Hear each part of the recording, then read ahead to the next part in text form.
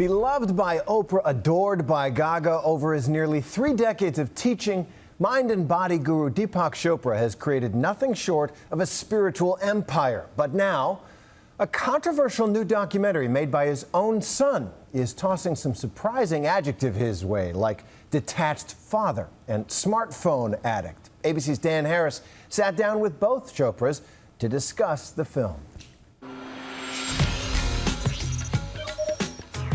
Deepak Chopra, spiritual teacher to stars like Kim Kardashian, 50 Cent, and Lady Gaga. And the most influential person in my life is Deepak Chopra. And the author of 67 books, is revered by millions. But not apparently by his own son. He's meditating. Gotham Chopra, Deepak's only son, is about to release a documentary called Decoding Deepak that is an up-close Okay, you can't just keep filming randomly. and not always flattering portrait that has some of his father's followers fuming. So there's no ego in it? None whatsoever. Yeah, right. In this movie, your son shows you scratching your butt, snoring when you're supposed to be meditating, constantly on your BlackBerry. He also portrays you as obsessed with being in the public eye and even detached from your own family. So how is it that you two are still on speaking terms? I feel like maybe I should get up and leave the room. No, it's I'm detached, as I said. Even in the movie, I said that. My love for him is none of his business, and I would love him irrespective of that. No part of you was annoyed, upset? I was not personally offended. There's nothing to be offended by. You know, he's a human being. Look, his audience often has a very idealized version of him, and that is a hard expectation to meet.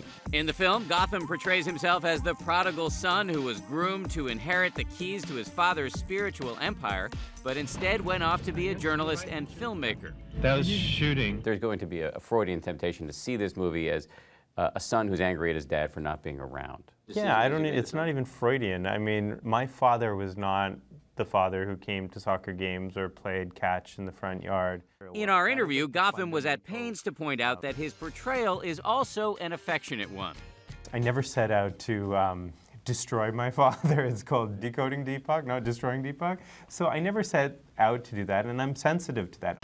Gotham and his cameras chase his frenetic father across the globe for a year, during which Deepak often tries to commandeer the film. The story begins about the year 1952. I think that should be the ending with special effects. Nightline makes a cameo during this scene where Deepak is supposedly on a meditation retreat at a Buddhist monastery in Thailand, but is instead stewing about a recent debate we hosted with his arch nemesis, the skeptic Michael Shermer. Non-local guy, what does that even mean?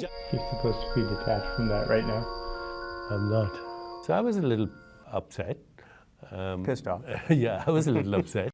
In the next scene, Deepak gets his head shaved and is ordained as a monk, although he does not let go of his BlackBerry. Send me a text before you leave. Gotham also tweaks his dad for spouting sometimes incomprehensible spiritual speeches. Where's the I that really exists? Everywhere.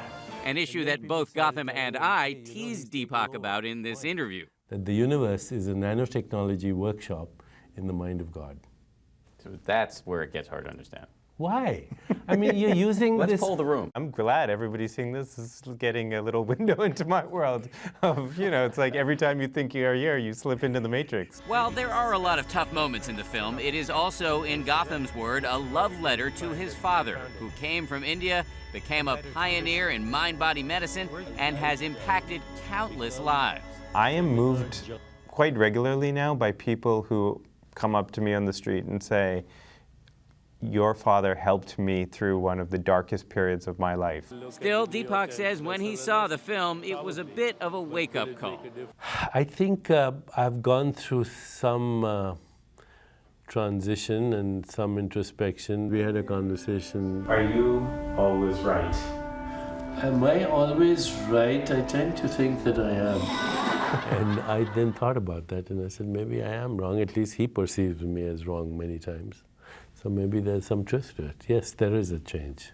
A world-famous spiritual teacher who may now have learned a few things from his own son. For Nightline, this is Dan Harris in